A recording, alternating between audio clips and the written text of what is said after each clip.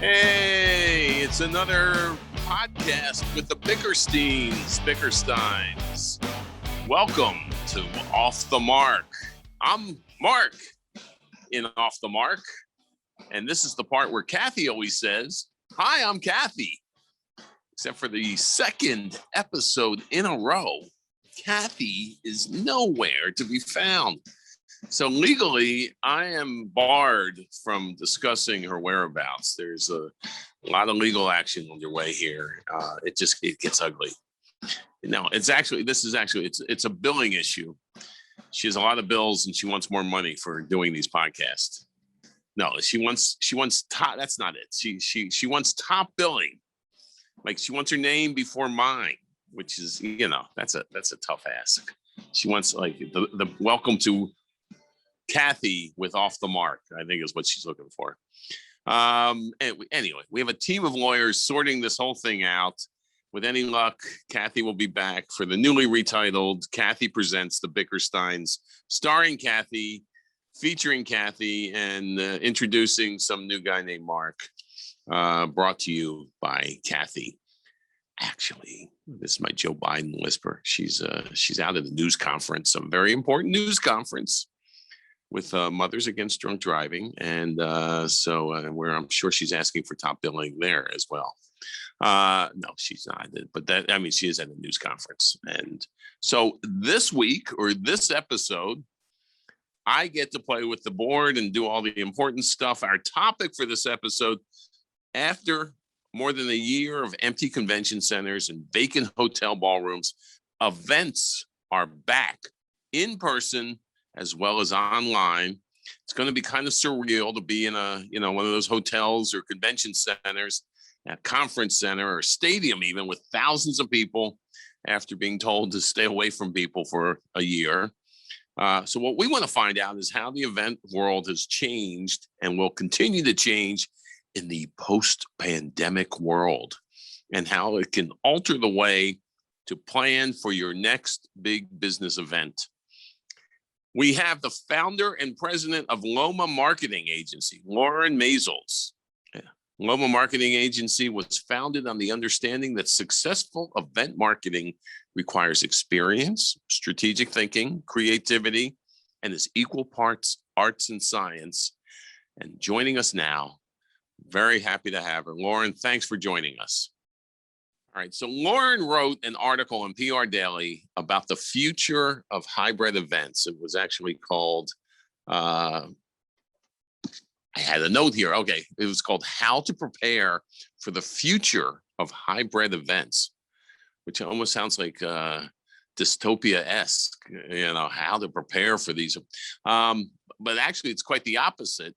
And we're going to get to the article in a second. But first, tell us about LOMA Marketing Agency. What is it you guys do? Yeah. Well, thank you again for having me. And we are a boutique agency based here in Toronto, Canada, but with clients all over North America. And we focus on strategic creative experiences when it comes to event management. So not just logistics and flawless execution, but really how to use events as a strategic tool to drive revenue, business growth, pipeline generation, brand awareness. So we work a lot with B2B corporate organizations and a lot with sales and marketing teams on how to strategically use events, which can be very expensive, as a tool to help their business goals. And just as importantly, on your website, you among the executives at your firm, you have a CCO. Yeah, the most important employee, our chief cuddle officer. Biggie Smalls. Biggie. Yes. Biggie. And in case you're worried about calling HR, Biggie is a dog. A very small dog. For cuddling. Yes. Who also acts as our security whenever someone comes to the office. So, he's got a lot of responsibilities. He's probably pulling in the big bucks then. Right? Yeah. Are you in the office? Is he there every day? Yeah, he does come with me every day, and he's here. We're in a bit of a hybrid model now. We're here, 4 days a week, and then working from home 1 day a week, and we'll see how that goes. But it's nice to not be at my dining room table for a change. I got to be honest. Yeah. Yeah, I know that feeling. And so let's set the scene. Here you are, got a lot of events going. It's March 2020. Take me back. How bad was? Tell me what happened.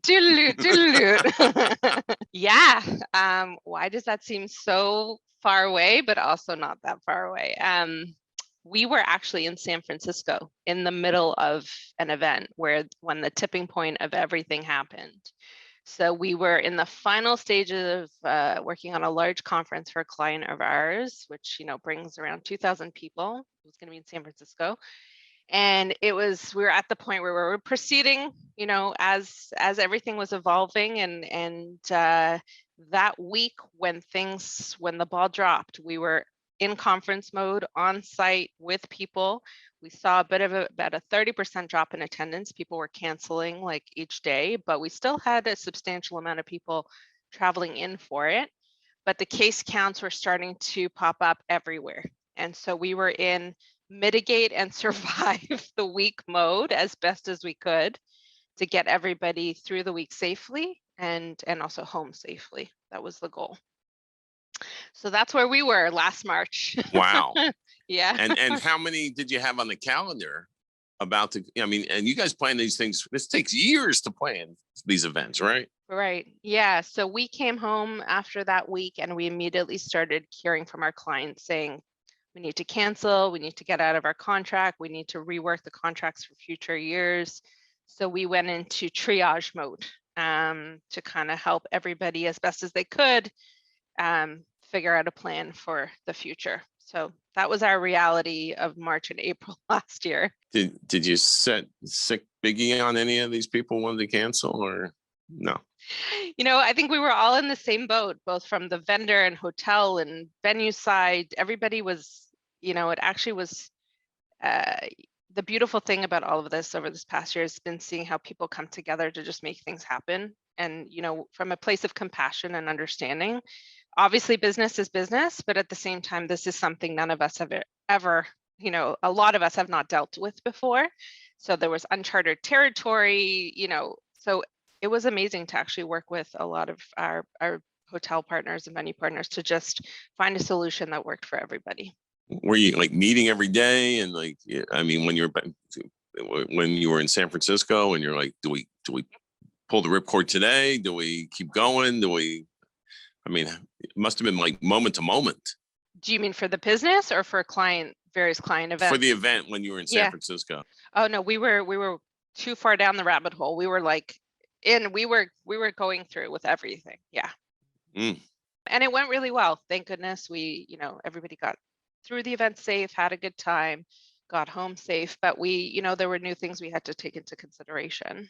So did you ever worry at any point, are events going to come back, or was it at first, this is just going to be a blip and, and magically it's going to disappear? I think somebody famous said, and it didn't disappear. Did you say, what are we going to have events in the future? What are we going to do? I mean, at what point were you wondering about that issue? I'm not sure I ever thought that events would never come back. I think I did. Our team, had many conversations that the future would look very different, and what it would look like, we weren't sure yet. But I think the element of what events do so well, especially in person, is that you can't really replace that in-person connection, feeling. What we've learned this past year, you can do it as best as you can, but I never saw that going away completely, because that just can't be replaced. So when it would come back, we weren't sure. How it would come back, we weren't sure. But we knew we had to figure out a plan of how to pivot and learn, adapt and work with our clients to still, a lot of our clients still wanted to host their experiences, but now we had to look at it through a different lens of like, how do we make this happen virtually? So was it all Zoom going forward, or were there other ways? I mean, or was it a lot of it Zoom and then other things? Yeah, I think Zoom was the trusted, tool in the first few months. Everybody was leaning on that heavily. But I would say come summertime last year and definitely into the fall, we saw this emergence of all these new types of event virtual platforms, right? And to this day, every other day, I feel like there's a new technology being born. And so Zoom, while still valuable and a great option, there started to become different tools we could use to make Zoom fatigue, people, it's a real thing, but to just change it up, right? So since then, we've used a variety of different tools besides Zoom, but I definitely don't want to knock Zoom because it definitely is a useful tool. So this seems a little elementary, but like, why are these events important? Why are virtual events important, or just In in general? person, yeah. Conventions, meetings, events. Why are they important? What do people get out of them? What do business people get out of them? Yeah, I mean, obviously sales being number one, right? Engaging with your current customers, an opportunity to engage with potential customers. A lot of our clients use them as launching pads for product releases or new announcements, or keeping their clients and prospects up to date. Education. So there's plenty of different ways. Networking, getting to keep engaged with people versus phone and email, which we all get tired of. So, business can be done sometimes more effectively face to face. It's a tried and tested way of doing things. So You wrote this article for PR Daily, and again, it's called How to Prepare for the Future of Hybrid Events. So why do you think companies may go hybrid still to now, even though things have gotten better and improved and there's vaccines and vaccinations? Hybrid's going to be the way to go in the next few years? it is the way of the future. There's no doubt about it. What we're seeing is virtual has shown a ton of benefits. Virtual, digital, people are using the term interchangeably, but you're able to have speakers from far away join your event at a lower cost or potentially at no cost, right? No travel. You're able to reach audiences who may not be able to travel to your event otherwise. So I also think with the evolution of COVID and how it's going to take a while for people to feel comfortable traveling and going to in-person things again. I definitely think there's a lot of people who I've got the vaccine, I'm good to go, but I think there are also a lot of people who still will be uncertain. And so having a hybrid option, having the in-person component with a complementary, virtual or digital component is going to be the best of both worlds and be able to still reach more people than you would before.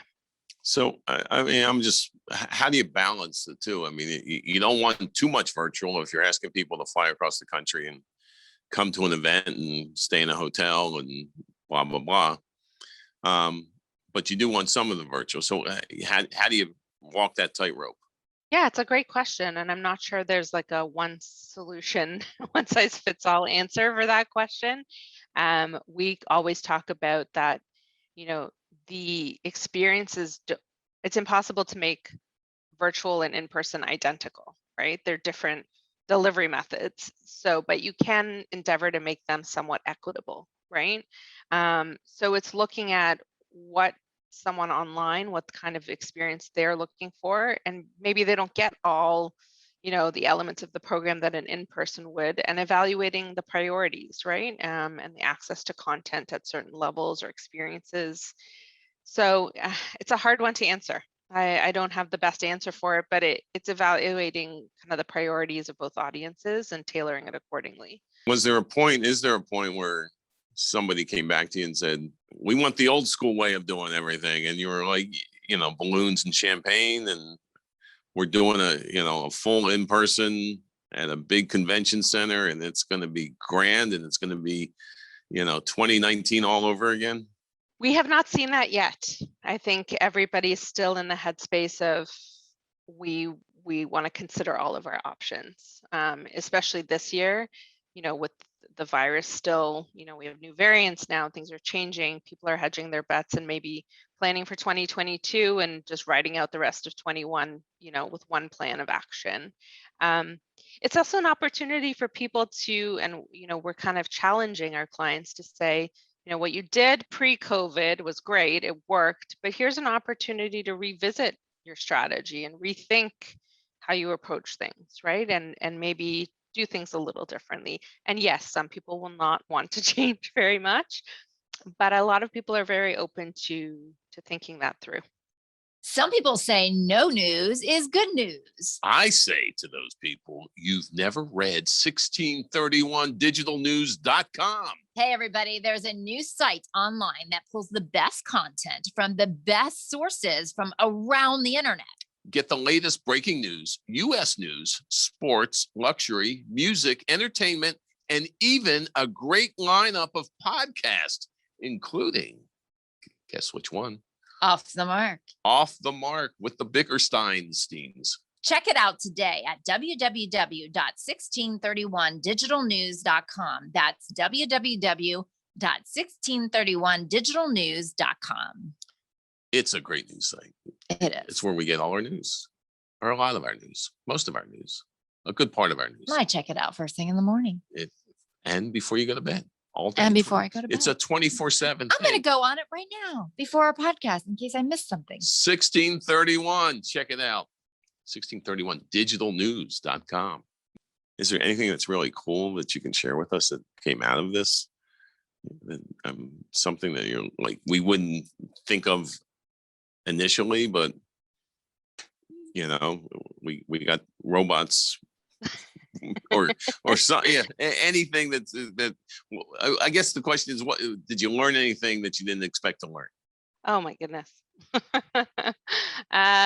We've learned a lot this year. I'm trying to think of a unique example to give you, but it's been amazing to see what you can still do virtually, that whether it's tastings or having a musician play. We had Sheryl Crow play for a client last October, and she was in her barn house, like she had above her garage with her classic guitar, and she's still amazing, and it felt like you were in her living room. So could you experience that necessarily the same way at a large concert venue? I'm not sure, right? So it was different, but it was still pretty cool.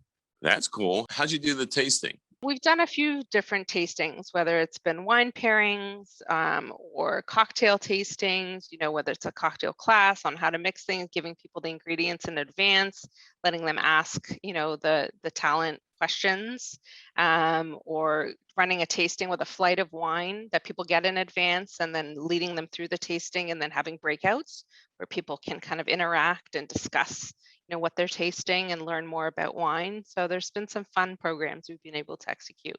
So you're right that among the new roles for the new normal, communication is critical. How so? Now more than ever, being able to communicate clearly is going to be important, especially with people, as I said before, on the fence about coming to your event, uncertain about protocols, making sure that they understand if they are coming to the event, what's expected of them, which we'll talk a little bit about in the article. It's going to be more important than ever to make sure that the expectations, both from the attendees, are being met, and from us as organizers, right? So that we can have successful programs. Yeah. And what about a social contract? Is that part of the deal? Is that something that needs to be drawn up and followed and delineated? Yeah, I mean, we do talk a little bit about duty of care, that social contract, having, just as you would go to a restaurant and there's an unspoken social contract about how you behave in a restaurant when you're dining and having dinner. When people are coming to your event, there's certain protocol you expect from attendees. You want people to respect one another, and now more than ever, we're going to want people to respect one another's space, for example, right? Some people are going to be comfortable hugging people, and other people are going to say, no, I still want you to stay 6 feet apart, right? So outlining, obviously it's not a legal contract, it's a social sort of protocol or expectations of how everyone will behave when they are, in person, will be important in order to help people feel comfortable and taken care of, and that, that as organizers, we're thinking of everybody's experience. And not to get political, but I guess it is political. But what happens if, wear a mask, don't wear a mask? Is there, how do you handle the mask divide? It's people who don't want to wear masks, people who do want to wear masks. Why are they wearing masks now that they've all been vaccinated? Is it still nice to wear a mask? Even I'm confused when I walk into a store. Do you? Right. We're all confused. We're so Yeah. confused. And the rules and the guidelines are changing every day, right? So where we are now, June 30th is going to be, who knows where we'll be next October, right? We're in the midst of starting to talk to a client about an event in Orlando next October, and things are changing so quickly. And so that's where the social contract comes into play. It's setting out at the beginning, what do we want to make sure, what are the guidelines? And we need people to agree and accept to that guideline. So yes, maybe masks aren't necessary for all spaces, but we're asking you to respect your fellow attendees who may not feel comfortable not wearing masks. And so it's just talking that through as a team and having those in place. And having opportunities for people to demask, having outdoor experiences or areas designated for those who maybe are more comfortable. Just like people are coming up with ideas now about bracelets of like different color bracelets. One identifies, I feel comfortable with kind of close contact or high fives, and others that identify people saying, give me my space. I'm not comfortable kind of being too close. I haven't heard of those. That's cool. And my wife would want that from Tiffany's. But is that really, that's a thing now? Yeah, people are coming up with ways of how, because everybody's different. Everybody, as you said, has different opinions, different approaches. We're all human. But in a setting where you have all these human beings, we need to have some sort of communication tool, whether it's bracelets or on your badge or mask color or lanyard color, whatever it is, of communicating.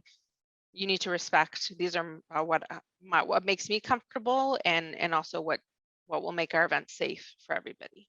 I actually saw a family member the other day. I hadn't seen him since before COVID, and we were all vaccinated. And I went to give that person a hug, and that person loudly proclaimed, "I'm not comfortable with hugs."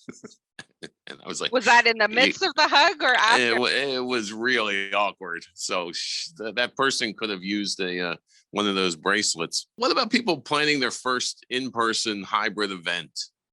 What do they do to ensure that they're still providing meaningful event experiences, whether it's their first one or the first one since COVID?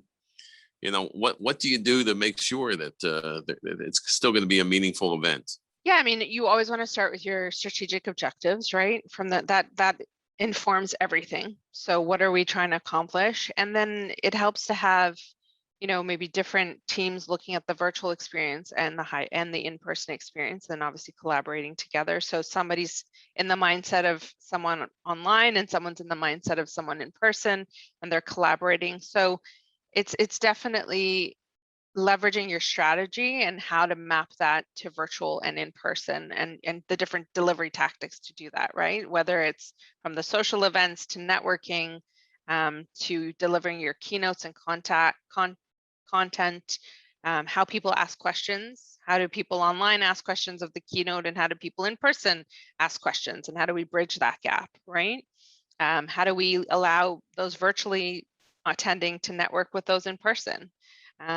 There's different ways to do it, but it's thinking holistically of the entire experience.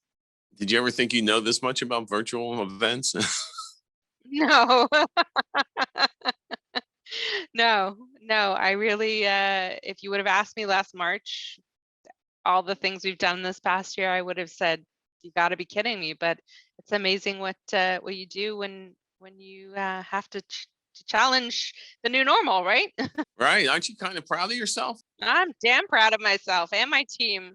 It's, what we're not good at sitting still. I think as event planners, we're all pretty A-type. So we are not very good at doing nothing. So coming out of March last year, we're like, okay, well, how do we get familiar? How do we start practicing? We actually hosted our own virtual event last June called LOMA Palooza, which was a full day of, how to feel good, do good from home. And that was our great first foray into how to play around with the different technology and have fun with what we were going to be doing for the future.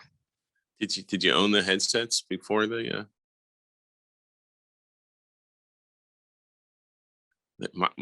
we call these cans, Chance, yes. that's the old radio term from back on my AM radio days. No, for us, talking with you and just sort of hearing everything you've been through, it brought it back for us as well, or for me. And I remember there was I don't know if it was a moment or whatever, but as we were pivoting, one of the great places for us was we have several law firms as clients, and we suddenly realized this is the time to market estate plans, wills, trust, and estates. Right. Which is yeah, smart. Which, yeah, people suddenly, and the clients were telling, they're getting all these calls, and it's the hard. Nobody wants to do their wills, trust, and estates, because that means they're thinking of their demise. And now everybody was focusing, I got to get my stuff in order here. And so we got very busy promoting wills, trust, and estates, and that was sort of the first step in the, there's new demands, there's new needs, there's new, people, there's new ways of looking at things. Yeah. And would you have thought you would have been doing that 20 years ago? No, I was eating food for free at the time. So what haven't we covered? What other tips and advice do you have for people? We've talked a lot about it, and we have a lot of assets. I don't know if you've seen our LOMA list we came out with at the beginning of the year, which we try and release. I think at the end of the day, it's about having fun with this stuff too, right? We've all been through a year. We've been through quite, and as business owners, I'm sure you can attest, it's pushed us, the word pivot, I think of Ross from Friends when I hear that word, in the couch scene. That's all I think of. Pivot. Classic. So I think it's evolving is more of what we've had to do, right? We've had to evolve. We've been forced to, our industry has been challenged with reinventing itself. And I think that's exciting. It's a great opportunity to try new things. And so, a lot of clients, a lot of people are trying to take that on all themselves, and are finding that they can't.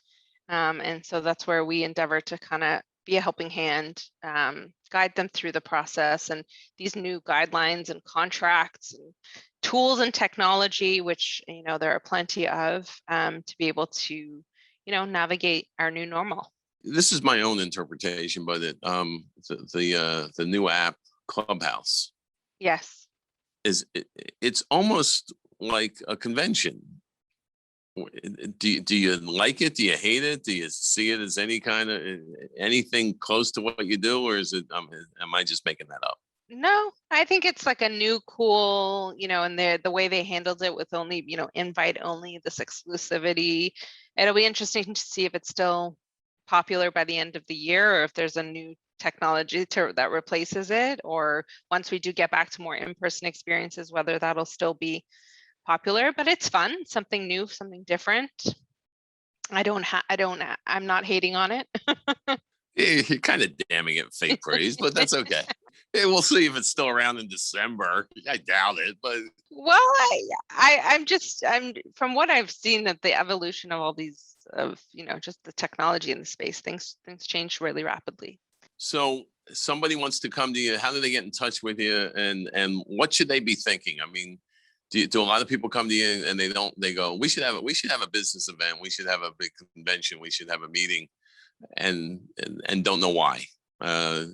Should the why? What questions you're going to ask them that they need to know and be prepared for? Yeah, I mean, we can help you find your why and help you guide you to find your why. That's part of what we love to do. But my biggest thing is make sure you're leaving enough time to do it in, right? I think one of the challenges we've encountered this last year is people think like, oh, it's virtual, it won't take very long or the same amount of effort to plan, and that's not true. Or, oh, we'll be able to find a venue really easily, which is not going to be easy as people kind of get back to in person. So my biggest recommendation is build in that time, build in that runway to be able to plan an excellent experience, and give, your partners enough time to help you do that. How do people get in touch with you? You can visit our website, lomaagency.com, or feel free to email me directly at loren@lomaagency.com. And we would love to talk to you.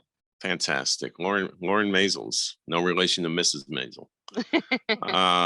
Founder and president of LOMA Marketing Agency. Thank you. This was very interesting. I really appreciate your insights. Thanks, Mark. It was great to chat with you. Off the Mark is a presentation of On the Mark Media. Need help planning your next event or your meeting or your social media or your PR or your marketing? Hey, we're the place. Contact us at info@onthemarkmedia.com. There's a C in Mark, so it's ONTHEMARCMEDIA.com. Check us out online. Connect with us on Twitter at On the Mark Media. Until next time, hopefully Kathy will join us then. But until then, thanks for joining us. I'm Mark. She's Kathy. We're the Bickersteins.